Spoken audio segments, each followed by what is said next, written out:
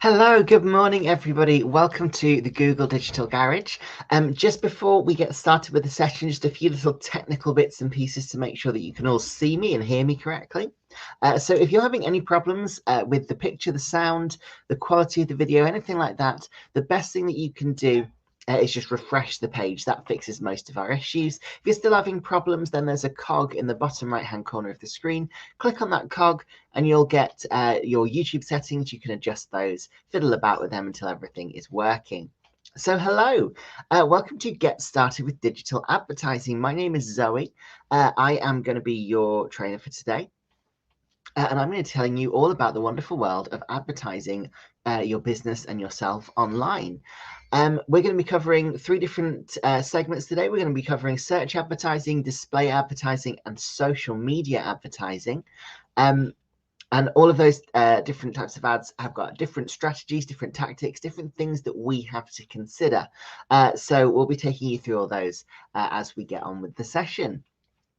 Just a bit of background on myself. So I'm one of the trainers for the Google Digital Garage, which is Google's free skills training program. My background is in digital marketing. So I started out in marketing nearly 10 years ago now, which makes me feel old. But I started out doing writing blogs and websites for people. And I've moved on to everything from paid ads, which is what we're doing today, to YouTube, to email, all sorts of things, all sorts of ways for businesses, both small and large, to get themselves online, get themselves visible, and attract customers, attract people who are interested in them. So that's what we're going to be talking about today. I'm going to hopefully share some of my expertise with you and give you an idea of how you can use paid ads to really benefit your business. Now, of course, I am not on my own today. I am being joined by the wonderful Samantha. Samantha has just popped a message in the chat, and they are going to be our moderator for today. So what a moderator is, what Samantha's going to be doing today is basically they're going to be interacting with the chat for me. You can obviously see and hear me. I can't see and hear you, which is a shame because I'm sure you have questions. I'm sure you have comments. I'm sure you have things that you'd like to say to add to the session. I'd love to hear them. If you've got a question, if you've got a comment, if you've got something, maybe an answer to a question that I've asked, pop it in the live chat. It should just be to the side of the video. All you need is a YouTube account to comment in the live chat. It takes maybe 30 seconds to sign up for a YouTube account, so you can do that now quickly. And that means that you can ask questions. You can see, how does what I'm saying apply to your business, or what other tips and things that we've missed out could we talk about? Samantha's going to be answering those questions in the chat. Samantha's going to be asking some of her own questions in the chat. They're also going to be sharing links there. So if there's any useful resources or things like that that we mention, you guys can have access to them. So definitely pop into the chat and say hello. I can see we have got some hellos already, and it's wonderful to have a global session today. We've got Berlin, India, Kenya, Cyprus. Hello to Segaline, to Kapil, to Jeff, to Georgia, to Christos from Greece. Hello, everybody. Welcome. Good morning. I think it's probably morning where all of you are. I'm not up on my time zones, but yeah, hello, welcome. I'm really glad that you've all joined us here today. Hopefully it'll be really entertaining, really interactive for everyone. Just before we start, just a quick reminder, if anybody wants to learn more from the Google Digital Garage, we've got tons and tons and tons of free webinars just like this one. We've got a link in the video description to all of our webinars. So absolutely, if you'd like to learn more, just click on that link and you'll get taken to all of our webinars. So as I mentioned today, we've got three main sections of the presentation. We're going to look at search advertising, display advertising, and social media advertising. Looking at all the options that are available to us, the benefits of advertising with each channel, and how to just make sure we're doing the right thing when it comes to setting up and running these online digital ads. Just one last thing before we get on with the actual session. If you can hear a thumping noise in the background, that is my dog's tail wagging against my window. He's very excitable this morning. Sorry if he makes more noise throughout the session. Just one more thing to mention before we get started. We do have free one-to-one mentoring available at the minute. Now, this is only, unfortunately, for people who work for a small business or for a charity based in the UK. I'm not sure if there are plans to roll this out worldwide, but certainly for now, we only have a link for the UK. But so if anybody would like free one-to-one mentoring, you get a full hour with a Google Digital Garage trainer, just like myself. And you can sign up with the link that's on the screen, and Samantha, I can see, has just popped that in the chat as well. It's completely free. Again, you get a full hour and you can talk through all of the issues, the things that you might be worried about, the things that you might need a bit of help with when it comes to your business. So let's start off with search advertising. And when we say search advertising, what we mean is advertising on search engines. Now, Google is the big one. I think 80% of search traffic roughly goes through Google. But there are other ones, Bing, DuckDuckGo, Ecosia. There are plenty of search engines that you can choose, and you can advertise on the vast majority of them, not all of them, but you can advertise on the majority of them, and it will work very, very similarly. We don't obviously have time to go through every single search engine, so we are going to focus on Google for obvious reasons. Google is what's written on my top, so we're going to focus on Google today, but most of what we say is going to apply if you want to advertise on Bing or on Ecosia as well. So this is our search engine results page. So let's say that we have made a search. We've gone to Google and we've typed in takeaway pizza in this case. That is what's called our search query. That's the words that we have typed in. That's what Google is going to use to bring up the search results. It's going to use the words that we've typed in to work out what are the best results for this person. What does this person really want to receive? What do they want to find out about? What are they hoping to learn? So we've searched for takeaway pizza. Underneath the search query, the first thing that comes up, and we've highlighted it in a little yellow box there, is the advert. And you can see that it's an advert because, and let me get my little virtual laser pointer up. Underneath the title, which is Domino's Pizza, we've got a little green box that says ad. And we've also got underneath it, we've got these little widgets. So we've got the location, which is London, and 16 locations nearby. These are little tools that you can use to supercharge your ads, and we are going to go into those in a second. But so this is the advert. We're starting off with the advert. Underneath the advert, we've got what we would call the organic listings. Now, when we say organic, all we mean is that these are listings that nobody has paid for them to get where they are. Or at least they haven't paid the search engine to get where they are. They might have paid a marketer or something like that. Those search results are there because Google thinks those are the most relevant search results for whatever the person has searched for. So they've searched for takeaway pizza, and they've got London's Best Pizza and Pizza Pilgrims, which is a restaurant in London. So one of the things that the search engine's taking into account there is that the person is searching from London. So the engine knows that that's the location of the searcher. So we're not going to worry too much about those organic listings. Instead, we're going to look at those adverts. And we're going to look at the adverts from the perspective of this hypothetical business that we've come up with. This is Paulie's Pizzeria. Paulie's Pizzeria is an Italian restaurant, and they are in Edgbaston, Birmingham, which is a city in the middle of the UK. So Paulie wants to increase his sales, and he's interested to know if digital advertising can help. This training session is probably going to make everybody hungry. It always makes me hungry. So sorry for that in advance. So we've got a 4-step process to work out how to use search engines to really boost Paulie's business. And those are understanding your customers, finding keywords, creating ad copy, and pulling it all together. So let's start out with step 1, understanding your customers. There are 3 big questions we want to ask when it comes to working out who our audience is. Number 1, who is our audience, is the big one. So that's the broad strokes. Name some target audiences who might be searching for your business. And again, we're looking at really, really broad strokes here. So students. Now, students is a big, big category. You know, you can get rich students, you can get poor students, you can get students of different backgrounds, different cultures, different faiths.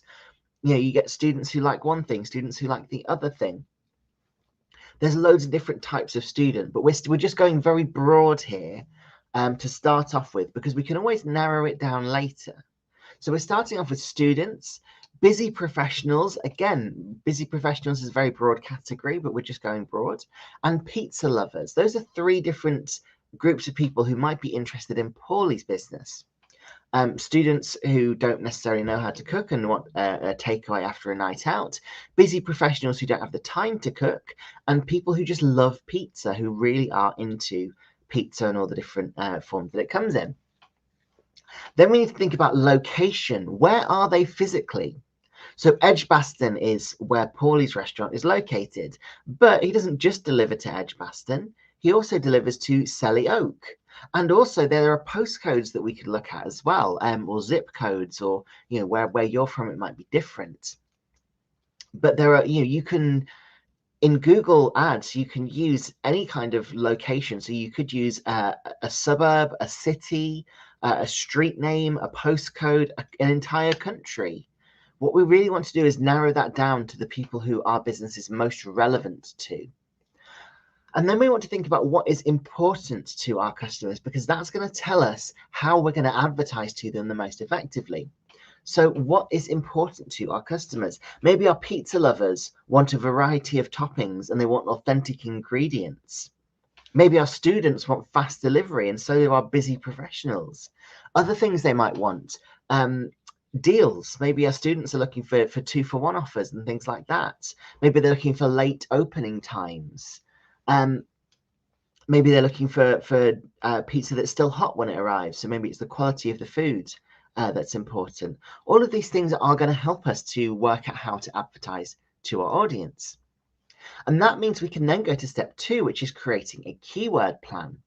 So the word keyword is a little bit confusing. So a keyword is a word or a phrase that you can match your adverts to. So they're the words that people are going to search for in the search engine. And they can be words. So pizza would be a keyword, but they can also be phrases, even though key phrases might be a more accurate way of saying that. So pizza near me would be a keyword. Takeaway near me could be a keyword. There are loads and loads of different keywords out there, and we need to think about, well, what is our audience actually searching for? Because that's what we're going to tell Google. We're essentially telling Google, please run my ad whenever someone searches for these words. And Google can then use those words to match up your ad to the people searching for them. So what we want is the very easy way of doing this, especially if you've got a physical store, is pick keywords that are closely related to your business and keywords that are closely related to where you're actually located. So pizza, fast food, takeaway, these are things that Paulie's audience might search for, but also they might be looking for pizza, fast food, takeaway near them. So they might put in, well, I need some pizza in Edgbaston. So they might search for pizza Edgbaston. Or they might search for pizza B18, which is, again, the postcode that Paulie's restaurant is located in. They might search for pizza Birmingham. They might go quite broad. So by combining those, we've taken 3 keywords related to our business and 3 keywords related to our locality, and we've just got 9 keywords ready to go for our search engine. So we've got pizza B18, pizza Edgbaston, pizza Birmingham, fast food B18, fast food Edgbaston, and so on. By combining the keywords related to your business and the keywords related to your locality, you can hopefully manage to gather up the people who are most interested in your business. You might think of different keywords, of course. It just depends on what your audience is likely to search for. So maybe people are searching for authentic pizza or something like that, or Neapolitan pizza. It will depend on your audience and what exactly they are interested in when it comes to you and your business. So we're going to do a quick exercise. Don't worry too much about answering in the chat, because that's a lot to ask over a video call, but we're going to match some keywords up with the business. So we've got 4 different businesses here. I want you to just in your head see if you can work out which keywords might go with which business. So if someone is searching for something for these keywords, which business do you think is going to be most relevant to them? So we've got a mobile hairdresser, a phone repair shop, a cupcake shop, and an online fancy dress shop. And what we're going to do is we're just going to sort them for you, and let's have a look at which keywords are going to go with each business. So here we go. So let's start with a mobile hairdresser. So you can see we've not actually got the word hairdresser Birmingham as a keyword. We've got barber Birmingham. Remember that your customers might use different words for your business than you do. You know, you might think of yourself as a boutique, but your customers might just call you a shop. You might think of yourself as a JavaScript wizard, but your customers might think of you as a web developer. So make sure you're using the words that your customers are using. You know, even if they don't necessarily match your branding, they're still what people are going to be searching for. So we want to make sure we're being found. We've got let me say that again. We've got hairdresser reviews Birmingham. So that's another thing that people might be searching for, is reviews of your business. So that could be a good way of getting your business in front of people who are searching for it. And then we've got mobile salon B21. Again, we're looking at the postcode there. Phone repair shop. We've got two pretty obvious keywords here. Phone repair Beeham City Centre. Now remember that people might use abbreviations. Again, we're trying to match the language that our customers use.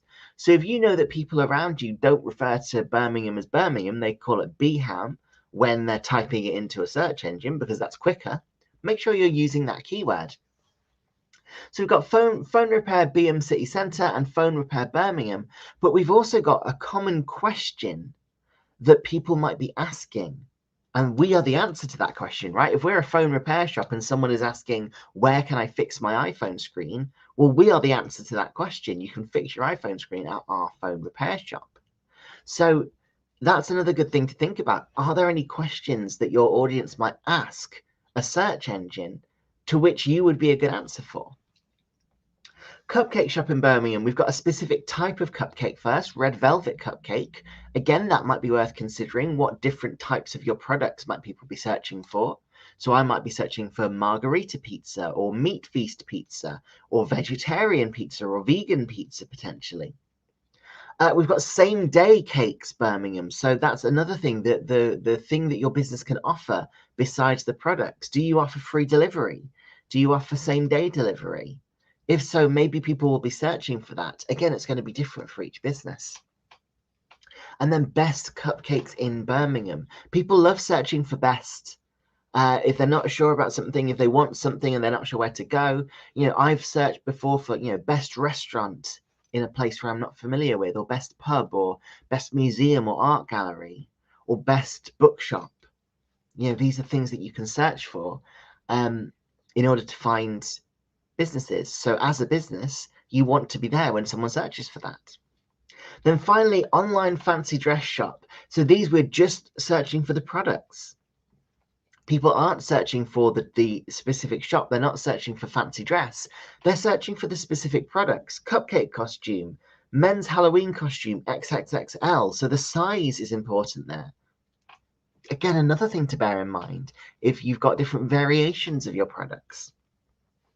So we want to think about, again, what are our customers searching for? They might not be searching for your business type. They might be searching for your products, in which case, again, you want to be using that as a keyword. So then once we know what keywords we're going to use, we need to make sure we're creating good search adverts to go with them. So keywords are the things that are going to help your advert appear in front of people, right? They're going to be what people see. They're going to help you get your advert in front of people. But your adverts themselves need to be clicked on. Otherwise, they're useless. You want people to click on your adverts. You want them to come to your website. You want them to make a purchase. So we don't just want to get in front of the right people. We also want to give them a reason to click on our ad and come to our website. So we need to think about our ad copy. So we've got another little exercise here that I'm going to just, again, solve for you.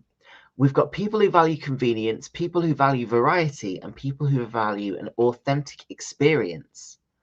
Which ad headlines out of these ones below do you think is going to appeal the most to each of those three types of customer? I'll give you just a second to take a look. And then I'll reveal that this is what we think the answers are.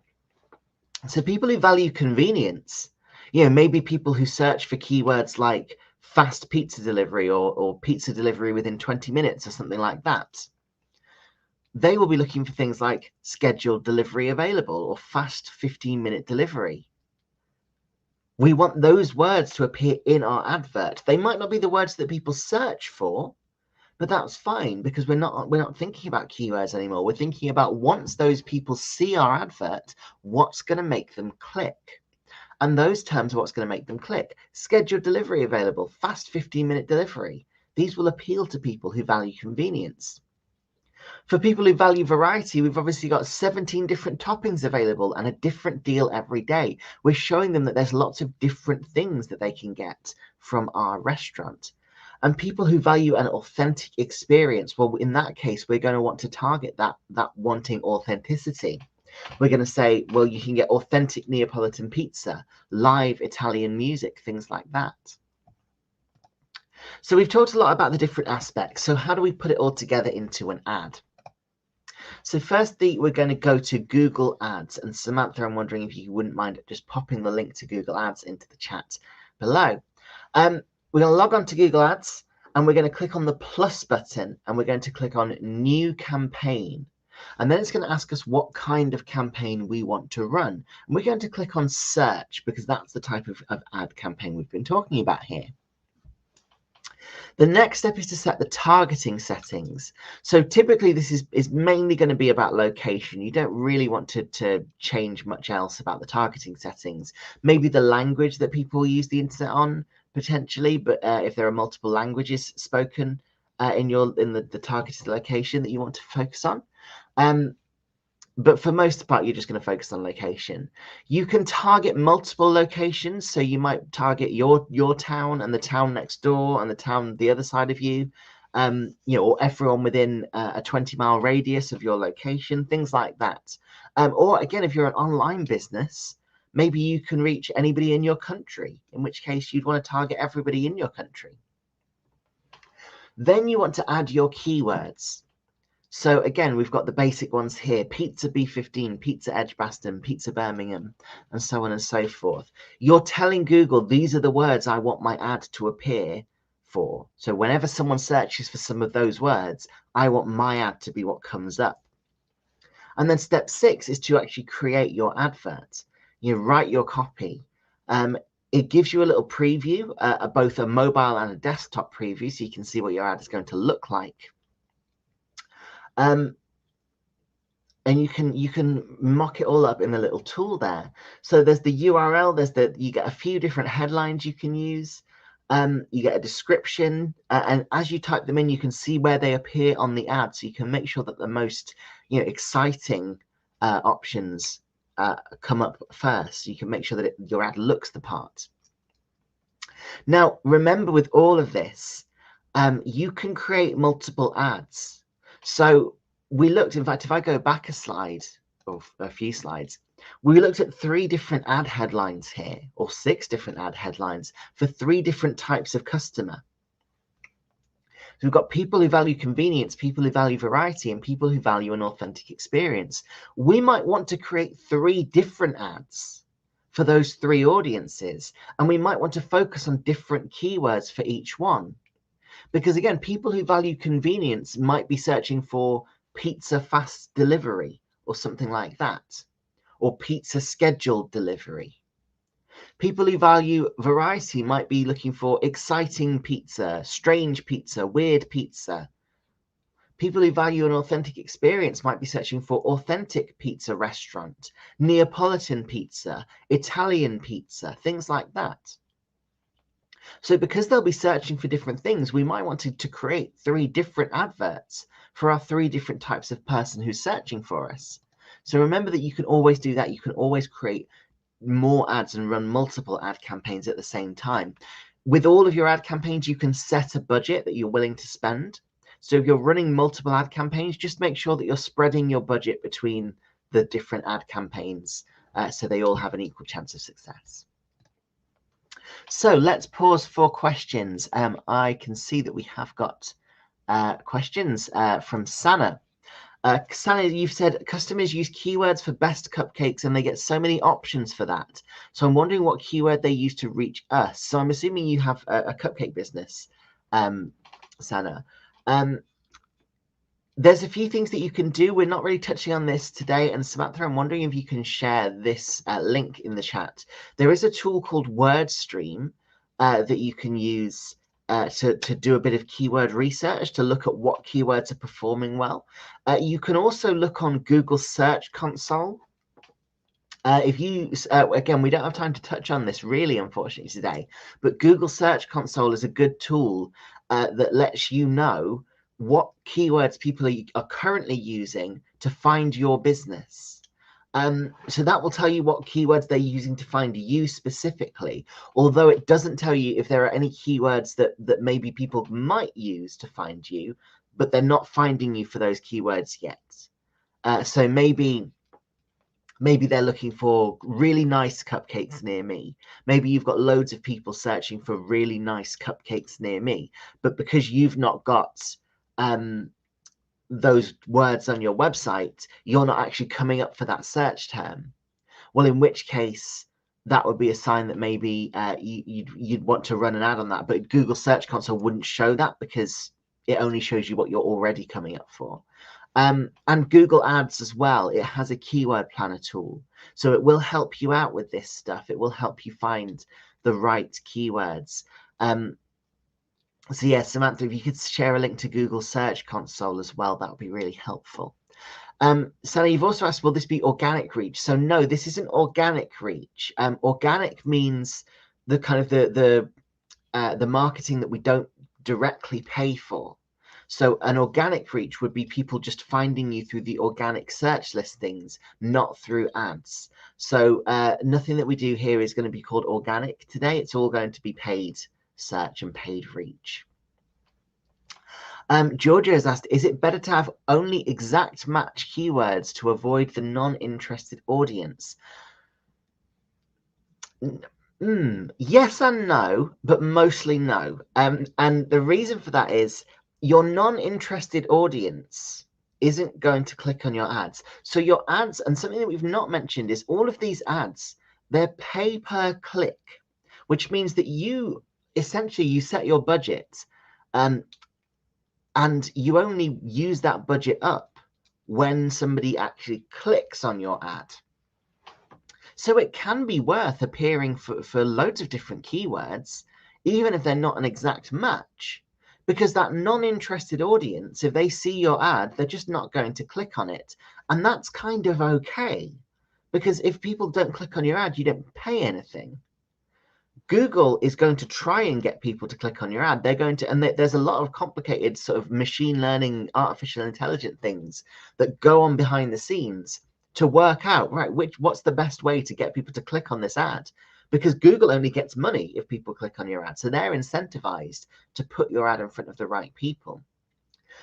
The thing you want to avoid is having people click on your ad who aren't going to be interested in your actual business. Because that way you're paying the money for the click, but you're not getting anything out of it. So you kind of want to make it really, really clear from the advert what exactly people are going to get when they click on this ad. You know, you don't want to be putting, cheapest pizza in town if actually when they click on the ad and they come through to your website, they find that you're not actually that cheap. So if they do that, then they're going to click on the ad. They're going to, you're going to get charged money, but they're going to immediately leave because they're going to say, oh, okay, this isn't what I wanted. So it's always better to make sure that the ad copy is really clear so that people know what they're getting when they click on it. And then kind of trust Google to do the rest, because they're going to want your ad to get clicked on as much as possible. So your job is to just give them a good idea of the keywords that people will use. If you limit yourself to exact match keywords, you might find that people you aren't clicking on your ad because you're missing out on keywords that are closely related, that we're not going to be able to think of every single keyword realistically. So that's something to think about, Georgia. Hopefully I've answered your questions all right. I don't think we've got any more, so I'm going to move on now, but thank you ever so much for those, and if you have any more, obviously just send them through. So we're now going to look at display advertising. So display advertising is works quite similarly to search advertising, but we're going to be doing it. It's a very different type of ad. It's a very visual ad, and it appears on different people's websites. Think of it a bit like a billboard. So if you see, you'll have seen adverts like this whenever you use the internet. You can see we've got adverts here from Sony, from magazine.co.uk. You'll have seen adverts like this alongside the content that you're reading, underneath it at the top of the screen. There's all sorts of websites that allow advertising on them in order to pay some of the bills. So basically, they open themselves up to Google, and Google pays them in order to be able to run adverts. And then the people who run those adverts pay Google. So it works out for everybody. So the way that display advertising is different from search advertising, there's a few different ways. Number one, search advertising is all about matching your search query. So it's about matching those keywords. You're really focusing on what people are actually typing into the search engine. Display advertising, nobody is searching for your adverts. Instead, they're just seeing them. They're coming across them when they're browsing the internet just normally. So that means you're not having to target based on keywords, but you are having to think about the interests of the people that you're targeting.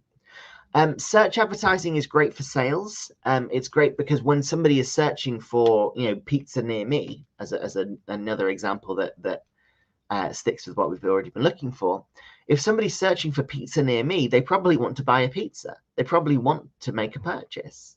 They're not just searching for pizza near me just out of curiosity. So it means that if your advert comes up, there's a good chance that they'll see, ooh, pizza near me, that's come up. I'll click on that. That looks good. And get taken to your website. So it's very good for generating sales in that way. Display advertising is not, you might probably, from your experience, not click on ads that you see.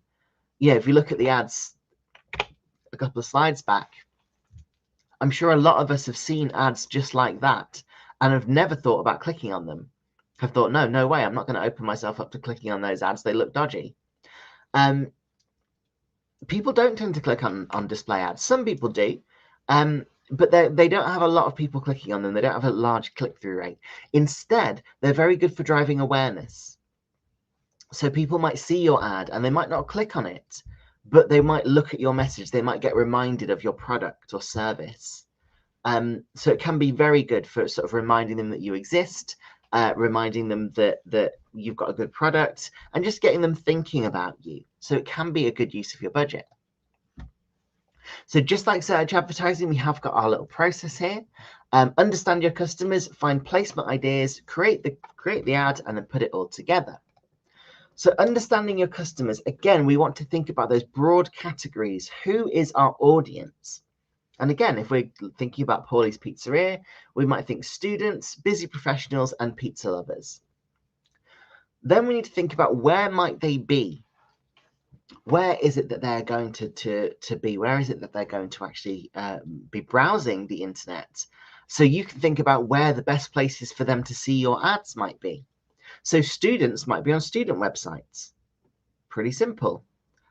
Students might be on student websites. They might be doing work. They might be studying. And they might be on those websites and they see an advert for your restaurant and they think, you know what, I could go for a takeaway, actually. I'll order a pizza.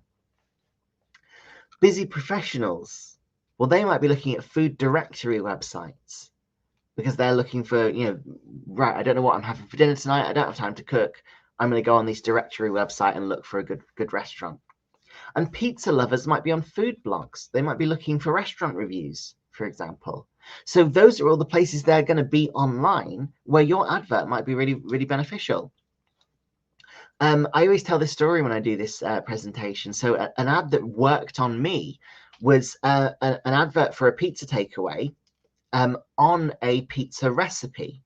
So I'd looked up this pizza recipe. I'd sort of gone, right, I'm gonna make myself a proper New York style pizza tonight. That's my dinner for tonight. And I opened up this recipe, and next to the ingredients was an advert for a takeaway. And I thought, well, that's stupid because clearly I don't want a takeaway. I've committed to cooking this pizza. So I'm not going to click on that ad. Like, why would I? But then I started actually making the pizza. I started looking at the recipe and looking at the ingredients and saying, oh, actually, I don't have that. Oh, I didn't realize I needed that. Oh, and oh, I need this piece of equipment. It says that it's best with a pizza stone. I don't have a pizza stone. It says it's best with a pizza oven. I don't have a pizza oven. It says that it's best if you can leave the dough to ferment for 3 days. Well, I don't have 3 days. I need dinner tonight.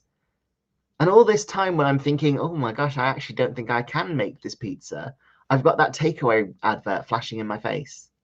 And I gave in and I ordered a takeaway. So there are some very clever ways that you can use display advertising if you think really carefully about where your audience is going to be and why they might be interested in your business. So then we can find placement ideas, and that's what we're thinking about here, is where is our audience going to be? Google Display Planner, which is a tool that you get when you start creating your ad campaign, is a good way of finding the relevant placements. What you do is you type in keywords, and they just have to be broad. Again, things like pizza, review, things like that. And Google will show you the websites that are relevant to the keywords that you've typed in. So if you type in pizza restaurant reviews, then Google will come up with all of the restaurant review blogs that allow for advertising that you could potentially advertise on. And then you can choose the ones that you want to advertise on. You can say, right, I want to advertise here, here, here, here, here, and here. It also tells you the different ad formats that you can use. So the different sizes of ads, which might change which ones you choose, and also how relevant that website is to the keywords that you've typed in. So then we need to make good ad creative. We want our adverts to be visually appealing. We want them to look good to our audience. If you look at the adverts we've got on the right there, we've got 2 adverts, potentially for 2 different audiences. Now, the first one, I would say, the one on the left-hand side, I'd say that's the more visually appealing to me. It looks nice. The food looks good. It's a really good picture. If I was to have to choose between those 2 ads, I would click on the one with that one because I want nice food. I'm maybe the pizza lover category, maybe. The second one on the right-hand side, buy 1 pizza, get the second one free, pizza in Edgbaston. It doesn't appeal to me personally, but it's got the keywords right up there front and center. It's telling you immediately, buy 1 pizza, get 1 free. So it's targeting the people who really want deals more than anything else. Again, think about what your customers are going to be looking for. Think about what it is that they're going to be interested in. Why would they go from the website that they are on to your website? What is it that would encourage them to do that? And then step 4, putting it all together, very, very similar to the search ads. So we go to Google Ads, we click the plus button, and instead of selecting search, we're selecting display. Then we select our targeting settings. Again, location is important. We can set the location. I can't remember if I explained this properly, but the targeting settings just say who is going to see your ad. So where in the world are people going to have your ad as an option? Because you don't want your ad to be seen by everybody. Because again, if they click on it and they find that you're actually miles and miles away, well, then you've paid money for them clicking on it, but they're not going to order from you. So you want it to be the most relevant people. Then we choose the relevant website placements. If we've used the display planner, then we've already thought about which websites we want to advertise on. Then we create our advert. And again, we need to, this is a little bit more complicated. We need to create the images. We need to get the logos up. We need to get the text up. There are loads of different types of display ad. There's loads of different ways that you can format it. And you're probably going to want to create 2, 3, 4, 5 different types of ad for the same advert, because you're going to want an ad for long, thin banners. You're going to want an ad for wide banners. You're going to want an ad for full screen on mobile. You're going to want an ad that's a pop-up ad, and so on and so forth. If you're thinking, oh gosh, how am I going to create such wonderful display copy? There's a really good website called Canva, which is a free display, a free graphic design website. That's a great place to start. with making your images look really professional and getting your logos out there and things like that. So I'd really recommend Canva. That's canva.com. And Samantha, I'm wondering if you wouldn't mind popping a link to Canva down in the chat there for everyone. So that's display ads. Do we have any questions? Let me have a look at the document. No, doesn't look like we've got any questions at the minute. That's absolutely fine. Of course, we are going to move on to the final section of our presentation, and that is social media advertising. So let's crack straight on. I'm aware that we're running a little low on time. And look at social paid advertising. So this is probably one of the more common forms of advertising nowadays, especially on different social networks. So Facebook, loads of paid ads happen on Facebook. Social advertising is, as it sounds, it's any kind of paid advertising on a social network. So Facebook, Twitter, YouTube, LinkedIn, TikTok, Instagram, they've all got their own versions of paid advertising. That's how these social networks make money, is that they allow for paid ads. So we're not going to get a chance to explain all of these right now. Obviously, there's a million different social networks. Even if we just focused on the main ones, they all have slightly different ways of running ads, and we'd be here all day. And unfortunately, we don't have time to do that. But we can go through the basic process so that you understand how they work, and then you'll hopefully be able to use that understanding to work out each individual social network's advertising platform, because they're all vaguely similar. But first, why do we bother? What's the point of using social advertising? So I've got a bit of a horrible statistic for everybody. So in 2012, if you were to post something on Facebook onto your business page, just a normal post, you haven't paid anything, you're just writing out a post and putting that on your Facebook page, you could expect about 20% of your audience, of the people who've currently liked your Facebook page, to see that post. That was how Facebook worked. At any given time, anything that you put on Facebook would be seen by roughly 20% of your followers, of the people who liked your page. Since then, that amount has shrunk. And now in 2023, you can expect roughly 1% of your audience to see the things that you post on Facebook. And this is deliberate because Facebook wants you to pay for ads. And obviously, as a marketer, I don't love this. I think it's really cheeky. I think it's a horrible way of doing business. But if you want your business to grow on Facebook, it means you kind of have to then use ads. Now, things are very different on different social networks. Twitter, Instagram, TikTok, they're all way better for organic growth.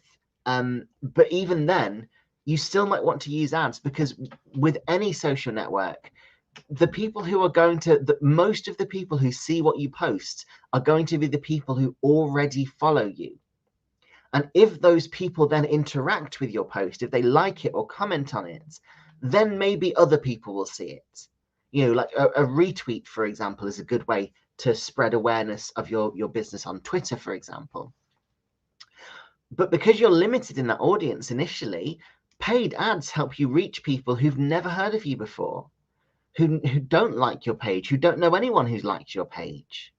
So social advertising can be a really useful tool. So when we think about the difference between the organic and paid social media, let's just have a look at that. So organic social media, just to sum it up, organic social media is free. These are just making a post on a social network. It doesn't cost you anything to do that. Your content appears on your profile, they appear in your followers' news feeds, but they only reach your followers, your current followers, and the people who are friends with your followers. And that means growth can be quite slow. It depends on the social network. Sometimes it can be quicker than others. There are also things like hashtags on Instagram and TikTok that can be used to reach people organically who haven't heard of you, because they might be looking at those hashtags.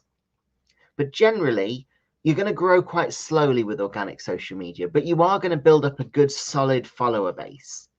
Paid social media, you do have to pay money for it, but it means that your adverts, your social posts, can appear in front of people who've never seen you before, never heard of you before.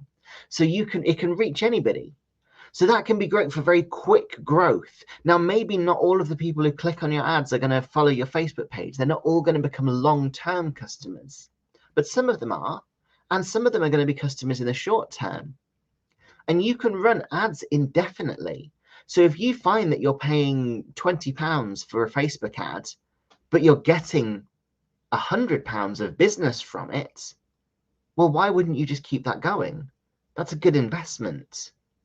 You know, you're making money off that deal. So, you know, that's worth thinking about.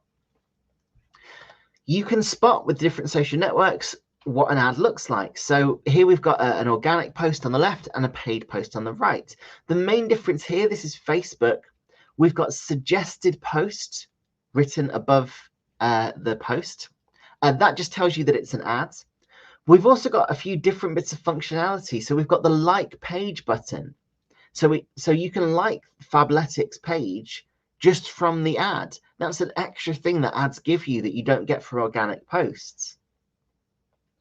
And beyond that, though, they're very, very similar. Although, again, we've got the word sponsored underneath the Fabletics UK title. Again, just to show people that this is an ad. This is an Instagram ad. And again, we've got the organic post on the left, and on the right, we've got the paid ad. And the big difference is this, the Shop Now button. So Instagram doesn't let you put links in your organic posts, but it does let you put links in your ads. So people can go straight from your post to your website, which I'm sure you don't need me to tell you is a real big advantage. Means people can see a product that they like and go straight to buying that product, which obviously is fantastic. We've got a Twitter post here. We've got, again, an organic one, and we've got a paid one. So again, the big difference to the paid one is it's got promoted underneath. And we've got a little bit more functionality with this link here. Again, it looks a little bit more professional. So generally, when you pay for ads, you are getting a little bit of extra functionality at the cost of something saying that your post is an ad. So your audience is always going to be aware that what they're looking at is an advert. So where should you advertise? It is always going to be better to focus on a single channel. So don't think, right, I'm going to advertise on Facebook and Instagram and Twitter and LinkedIn and YouTube. That's going to spread yourself way too thin. That's too much for you to manage at first. Especially if you're just starting with social media advertising. Instead, it is always better to think, what's the main social network that my audience uses? Again, that could be Facebook, it could be Twitter, whatever it is. Think about what the main social network your audience uses and focus on that. And then when you've used that a lot, when you've got to a point where you think, well, I really understand Facebook right now. It's no effort at all for me to create Facebook ads. In fact, I've got the right Facebook ads running and I'm just going to keep them running. Well, then you can maybe go, well, now I've got the time to focus on another social network. So now maybe I'll try out Instagram. But don't spread yourself too thin with these things. So the process for social media advertising is slightly different to what we've looked at so far. We're going to start off with choosing an objective. Then we're going to choose our audience. We're going to create our ad and we're going to set our budget. So the first thing we need to think about is, where is our audience? We need to make sure we are aligning our objectives with where our audience is. So you can use Facebook page insights. If you've already got a social media page on these different networks, you can use insights to know roughly how many of your target audiences are there. If you know the rough demographics of your audience as well, if you know that your audience is mostly men in their mid-30s, well, then you could just do a Google search to see, well, what social networks do men in their mid-30s use? And if you find out, well, most of them use Twitter, well, okay, well, maybe you can try Twitter. Think about what your competitors are doing as well. So remember, your competitors all have social media. They all have their own social pages. It's good to look at what they're doing across different social channels to see how they're interacting with their audience. And that's also how you can maybe look at, well, my competitor is massive on Instagram. Maybe that means there's a huge audience there on Instagram. It gives you the idea of what your objective should be. If you've got Google Analytics set up, you can think about, well, what platform's driving the most traffic to your website? What platform's driving the most sales to your website? Again, we don't really have time to go through Google Analytics today, but we do have a webinar all about analytics that is, again, it's a completely free webinar. So that's worth checking out if you're interested in learning more about that. So the different options on social media. Once we know where we're going to go, once we know what our objective is, we're going to look at the targeting options. So if we want to target someone on Facebook, we've got loads of different options. We're not using keywords anymore, like with search adverts. Instead, we're telling the social network, I want my advert to be seen by this type of person.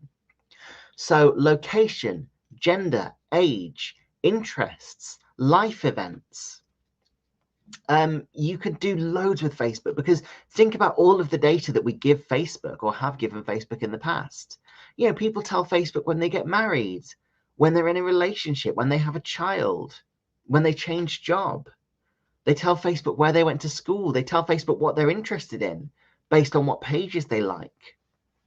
All of those things can then be used to target ads. So you can go, well, I want my advert to be used. So I did some marketing for a company that I won't tell the company, but they sold a product that was a sponsor of the Rugby World Cup. So we wanted to target people who were a fan of rugby. And we also wanted to focus on the people who were a target audience for our particular product.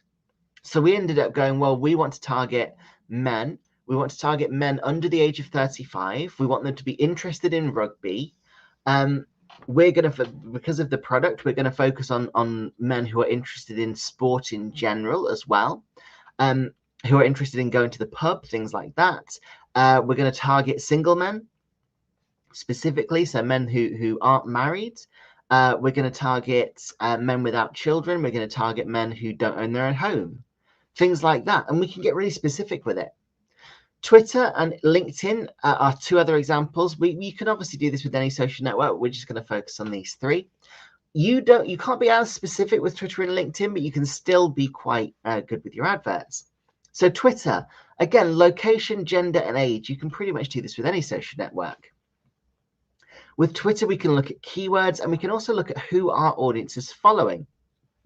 So maybe we want our ads to be seen by the people who are following our competitors, for example, so we can get our business in front of them.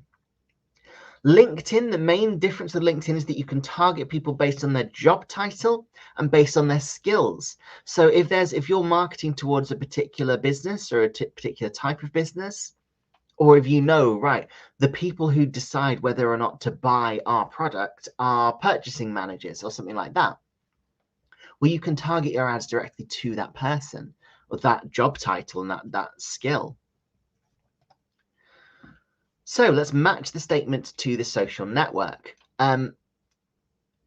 We've got, I want to target females who live in Coventry, like jewelry, and have a birthday coming up. There's no need to actually match the statement to the social network because it's probably pretty obvious at this point. But if we're looking at that, who do you think we are actually going to try and target with if that's our audience? What social network would be the best place to target that audience? So females who live in Coventry, like jewelry, and have a birthday coming up. Well, the answer is probably Facebook, because we're targeting based on age, gender, location, but we're also targeting interests and having a birthday coming up. That's a really good ad campaign already. Now, obviously, we need to then create the ad copy and make sure that it's giving people a reason to click on it. But we've already got a very smart thing there, which is that we know that this is probably, the person who is doing this advert is probably a jeweler, right? They probably sell jewelry, and they know that their target audience are women, and they know that the time that most women get jewelry, well, not most women get jewelry, but a time that we get jewelry is when our birthdays are coming up. So they target people who have a birthday coming up so that those people can see our product and maybe go to their partner and go, hey, what I'd really like for my birthday is this piece of jewelry. They know that people tend to buy jewelry on special occasions. You could do the same leading up to Christmas. You could market your product based on Christmas presents.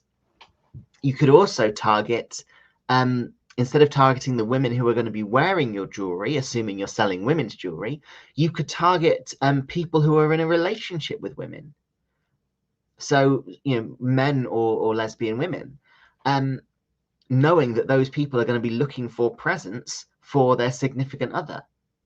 So that's a possibility as well. So, you can be really smart with this. If we wanted to target people who live in Leeds and who are following our competitors, well, I revealed that already. That's going to be Twitter. So Twitter lets you target people by location, but also by who they are following. So that's a really good use of Twitter advertising. And then I want to target financial directors who work in IT based in the UK. Again, that's pretty clearly going to be LinkedIn, right? We're targeting based on job title and industry. Those are two things that you can do on LinkedIn. You could also use Facebook for that one. Although people are more likely to put their job title and industry on LinkedIn than they are Facebook.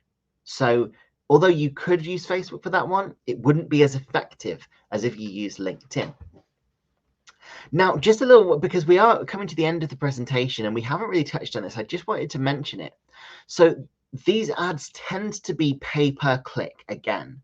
So it is a good idea when you create your ad creative, you create your fantastic adverts, it's a good idea to make sure you're being really clear about what you're offering so that the only people who click on your ads are the ones who are definitely interested in your product. You don't want to be unclear.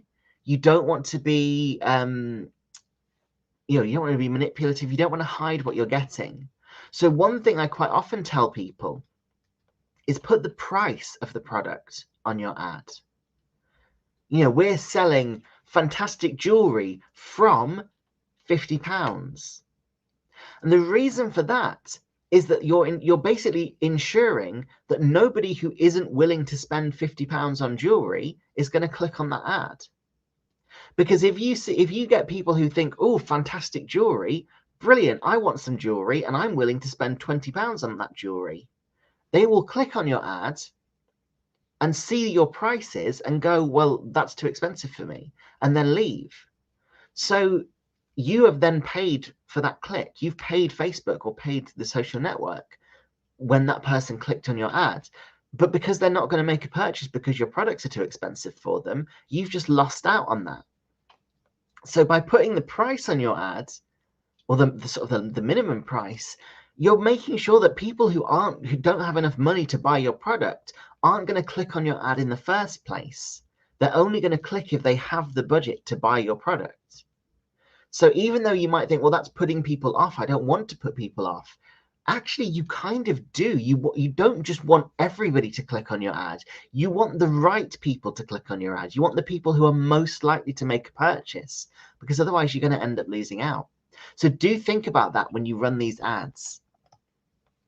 So pausing for questions then, it looks like we haven't got any more questions.